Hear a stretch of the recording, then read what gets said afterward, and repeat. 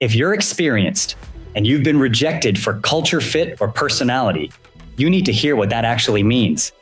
I've been recruiting 25 years, and I want to have a real conversation about this take because I think it's the whole problem in one video, and I want to know if you've lived it too.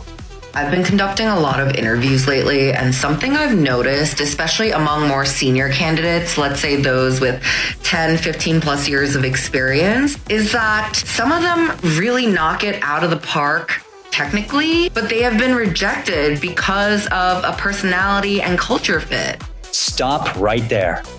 Notice what just happened, especially senior candidates.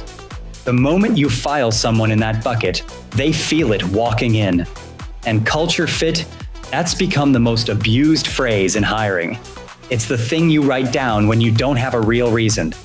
And a reason you can't name is a reason you can't be held accountable for. That should scare everyone. And something I'm noticing is a bit of an arrogance, a bit of a resistance to answering my question. Kind of a sense of like, why are you asking me that? That's a dumb question. Here's the thing.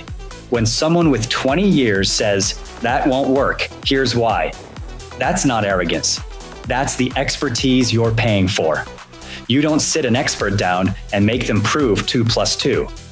And when you do, and they react, calling that a personality problem is how you lose the best person in the room. And it's like, yeah, I might know that it doesn't work, and I might be asking you to get more signal to know if you know it doesn't work. But some of these candidates are very resistant or kind of have this sense that they're like above it. And it's like, you might know that you're very senior and very technical and competent, but I don't. So I gotta ask these questions to get that signal. It's a sign that you might be kind of difficult to work with. And there it is. Difficult to work with? Reading they pushed back as they're difficult. That's the single most expensive mistake in hiring.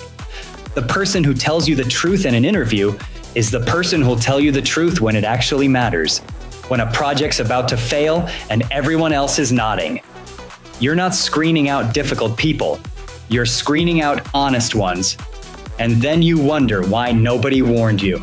So if you're a senior candidate or a candidate of any level, be mindful that even if you pass technically, you can very well get rejected because of your personality or culture fit. See, that's the part I can't let stand. Because it treats the interview like it's all one direction. You judging them, deciding if they're worthy. But here's what everyone misses. An interview isn't you auditing them for the privilege of joining. It's two parties deciding if there's a fit. And the candidate is deciding about you too. Culture fit is real, but it cuts both ways. So be honest about yours and let them choose too.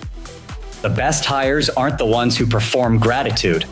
They're the ones who know their worth and pick you anyway. But look, I'm one guy with one opinion. And I know a lot of you have lived this. So I actually want to hear it. If you're experienced and you've been rejected for culture fit, what really happened? And recruiters, tell me I'm wrong. I mean it. Let's have the conversation everyone in hiring is avoiding. Drop it below.